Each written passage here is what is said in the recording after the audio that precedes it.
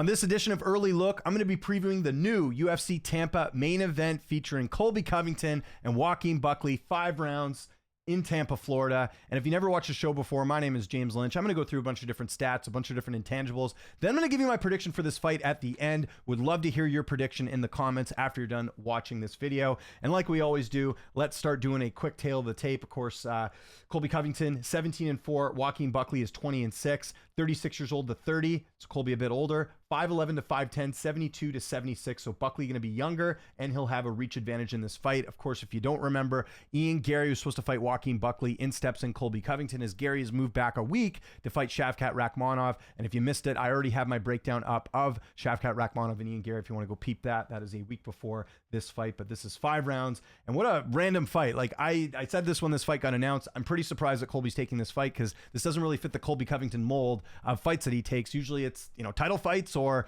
former champions. Buckley's neither of those. Very dangerous fight here for Colby. And we'll get into everything right now. And let's start first with Colby Chaos Covington. So I mentioned it there, 17-4 record. He is 36 years old. He's got 4 knockouts, 4 submissions, and 9 decisions. He's currently ranked number 6 in the welterweight rankings. He'll have a 1-inch height advantage in this fight, but that's about it. He's the former UFC interim welterweight champion. He's got fight of the night 2 times against Kamaru Usman and Jorge Masvidal. He trains out of MMA Masters. And he's also a former NCAA Division I wrestler. Covington made his amateur debut way back in August of 2006. Did not make his pro debut until 2012, 6 years later, which is kind of interesting. Then made his UFC debut way back in August of 2014. He is 12-4 in the UFC. He's got 4 stoppage victories. Some notable wins include Damian Maia, former title challenger, Rafael dos Anjos, former champion, Robbie Lawler, former champion, Tyron Woodley, and Jorge Masvidal.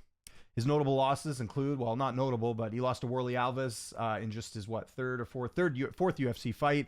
Then lost to Kamaru Usman for the welterweight title, and then lost to Usman again. And then most recently lost to Leon Edwards in his last fight, which was last December.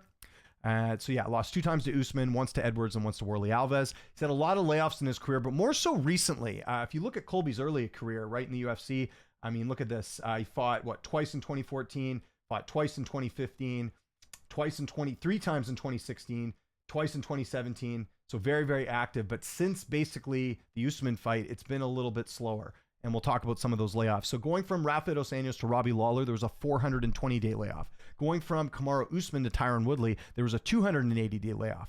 Going from Tyron Woodley to Kamaru Usman, which I just mentioned, Woodley to Usman, 413-day layoff. So that was a bit of a long one. Going from Masvidal to Leon Edwards, there was a 651-day layoff. Remember the whole Masvidal incident and everything else. So huge layoff from that. And then going from Leon Edwards to Joaquin Buckley, it was a 357-day layoff in between fights. So he fought Leon on December 16, 2023. He's going to be fighting on December 14th, 2024. So big layoffs for Colby the last few years, and we'll talk about that a little bit more. I should mention this fight for Colby's a bit of short notice. At least Buckley had a bit more notice than that. The Buckley fight was announced before. My estimate is Colby's had about a month to prepare for this. Maybe he found out before we all did, but Colby, should mention that he's getting just under 4 weeks for a training camp for this fight. Colby's never had any major injuries and anything other than the one that was supposed to, if you remember, he was supposed to fight Tyron Woodley back in 2019, but he had that sinus issue. But outside of that, he hasn't had any injuries that have pulled him out of fights. He's had a couple close fights. People talk about the RDA fight being close back in the day. It really wasn't. If you look at MMAdecisions.com, that was back at UFC 225 in June of 2018. 22 media members scored the fight for Colby, 6 scored it for RDA. So I think he clearly won that fight. Now, the second Usman fight is the one that Colby fans talk about. It should have gone the other way, maybe. If you go look at the media scorecards for that one, that was UFC 268 back in November of 2021. 18 media members scored the fight for Usman, and 3 scored it a draw. I don't believe there was anyone that scored it for Colby, but let me just double check anyways. I didn't have it in my notes, but I want to double check anyways that wasn't the case. So that was the Usman fight. And you can see there, nobody scored the fight for Colby. So I know there's that narrative out there that, Colby should have beat Usman. Doesn't seem like that's the case with that. What else? And if you look at Colby's stats right here, significant strikes landed per minute, 3.88. His striking accuracy is only at 38%. That's pretty low. Striking defense is at 55. He doesn't get hit that much. His takedown average, though, is 3.79. That's fairly high. His takedown accuracy is at 44%. And his takedown defense is at 67%. His sub average is at 0.02. Doesn't get a lot of stoppage wins. So that's pretty much everything you need to know about Colby Chaos Covington. Let's move things over to his opponent, Joaquin Buckley Numanza. You can see there, Buckley is 20-6. He is number 9. He's currently ranked number 9 in the welterweight division. He's 30 years old, 5'10" with a 76-inch reach. So he's 6 years younger. Will have a 4-inch reach advantage in this fight. He's got performance of the night 5 times against Impa, Jordan Wright, Albert Duraev, and Antonio Arroyo, and Stephen Wonderboy Thompson. Trains at a Marcialago MMA in Michigan. Made his amateur debut way back in September of 2013. So not that much longer after Colby. Then made his pro debut in 2014. Sorry, Colby made his amateur debut in like 2006. So yes, it was a lot older than that. I was just thinking that on the top of my head. He made his UFC debut back in, August of 2020. But if you remember, he fought a bit for Bellator as well. Fought Logan Storley in Bellator in 2018. I mean, he was fighting decent opposition prior to getting the call to the UFC. So just keep that in mind. Buckley is 10-4 in the UFC. He's got 7 stoppage victories. Some notable wins include Vicente Luque and Stephen Wonderboy Thompson.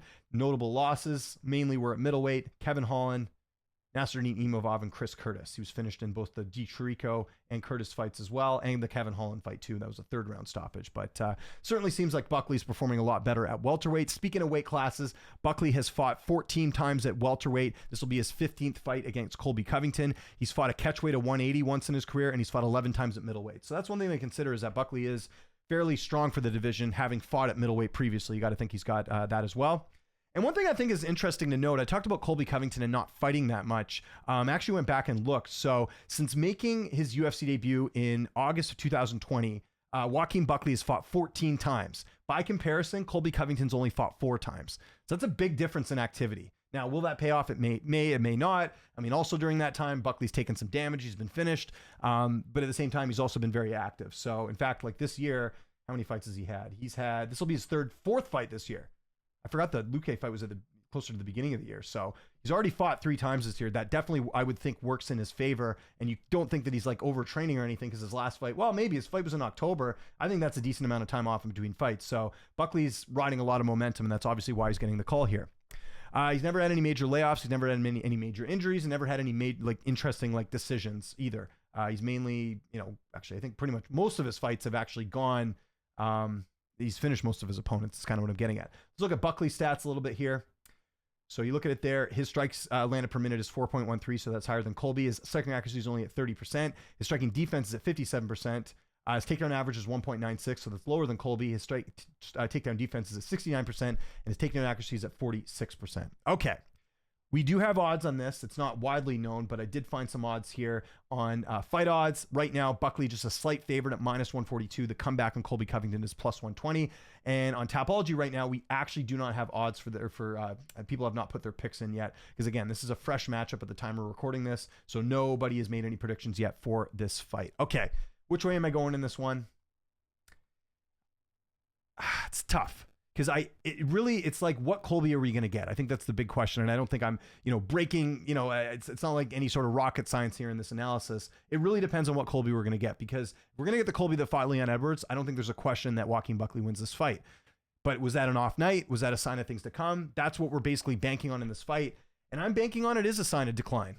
And that's why I think Joaquin Buckley is going to win this fight. And I think Joaquin Buckley is going to be the second fighter in the UFC to knock out Colby Covington. The first one was Kamaru Usman. I think Buckley gets it done. Now, here's why. A couple things. First and foremost, Joaquin Buckley, he wins a lot of his fights by knockout. 70% of Buckley's wins come by knockout. That's a total of 14 in his career. He's got some power.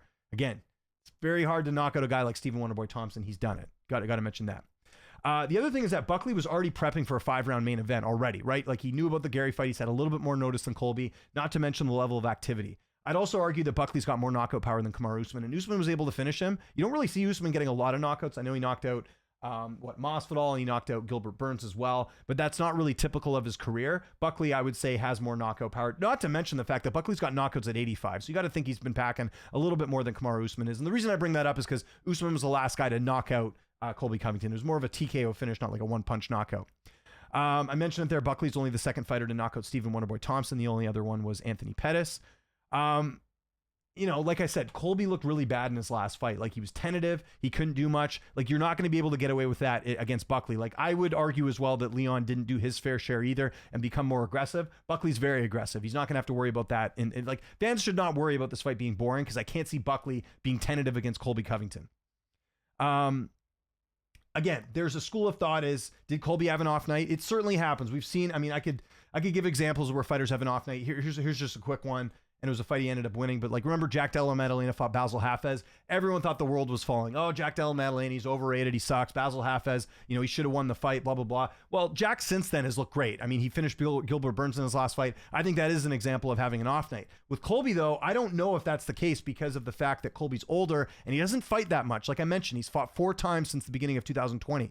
So that's not really leading more into the off night argument, right? Colby doesn't have a single ranked win in the UFC. In fact, I went back and looked at it, and this is kind of a weird stat. And again, take it for what it's worth. But the last time Colby fought someone in their early 30s, I'm not talking like, I'm talking like below 35. The last time he fought someone like that, you have to go all the way back to his fight with Brian Barberena back in 2016. That's a long time ago. All these opponents, Dong Young Kim was 35, Maia was older, RDA, Lawler, Usman, Woodley. Actually, how old was Usman back then? Was he? Yeah, he was mid-30s. Okay, so he was 32. Still, though, I'm talking like, and again, that's a fight he lost. Kind of what I'm getting at is that Covington has mainly fought guys that are older, if you look at the last, couple fights especially, right? Like, if you look at it here, Edwards, I guess actually technically Edwards, how old was Edwards there? Edwards was 32. Okay, so again, maybe I'll walk back on that argument a little bit. But I guess what I'm saying is, like, Buckley's like the youngest guy he's fought in the last couple of years. Like, you have to go all the way back to Barberena as someone who's under 30 or under, I guess was the argument I would make. Edwards was 32. Masvidal is much older. Usman, when he fought him the second time, how old was he there? He was 34, right? So Woodley was older. Lawler, Dos Anjos, Mayo, they were all older. How old was RDA when he fought him? He was 33. So you kind of get where I'm going at. Like, Buckley is one of the younger opponents he's fought in the last little bit, at least someone 30 and under. I know it's close, 32 to 30, but still. Kind of the point I'm making is that, like, he's not used to fighting guys that are a bit younger, I would say. So that's something that also works against it. And yeah, I mean, I guess the question as well that you have to look at here is, can Buckley go late into this fight? Is his cardio going to get impacted? I would have to think, with the fact he was already supposed to fight 5 rounds, he's going to be prepared for 5 rounds. The only worry is he might gas himself out. But again, he knocks out, Wonder Boy in the 3rd round. That makes me think he's got to have some decent cardio, right? I mean, you don't just get to round 3 and knock out Thompson if you don't have any sort of cardio. So Colby should have the edge in cardio, but the question is, can he withstand the punishment that Buckley's going to put on? Because Buckley, definitely can throw. So yeah, again, I'm going Buckley by knockout. Would it surprise me if Colby got a decision? Not in the slightest, if we see the old Colby. But I think I'm leaning on the side that Colby didn't have an off night, and that was a sign of him declining and aging, as opposed to, a fighter in Buckley who seems to be on quite the roll. Like, Buckley's found new life at welterweight. Let's be honest here. Like, we talked about the record at middleweight, and even then he wasn't losing to like terrible guys other than Dichirico, but like Imavov's a contender. Curtis is a ranked opponent at middleweight. Like, that's pretty good opposition overall. But yeah, like I said, I think Buckley, I think it's the case of 2 different momentums hitting. Colby, I think, is on the decline. I think Buckley's on the come up. So therefore, I think Buckley's going to win this fight by 4th round knockout. That's going to be my pick. So I want to know what you guys think in the comment section below. What is your prediction for this fight? Any of you guys picking Colby by finish? Again, Colby does not finish a lot of his opponents. I think if you are picking Colby, you're probably leaning decision here, but you never know. Buckley could gas out maybe 4th or 5th. Again, it's a big question mark, but we'll find out a lot in this fight. Follow me on Twitter, TikTok, Instagram, @Lynch on Sports. My name is James Lynch. Thanks so much for watching, and I'll see you next time.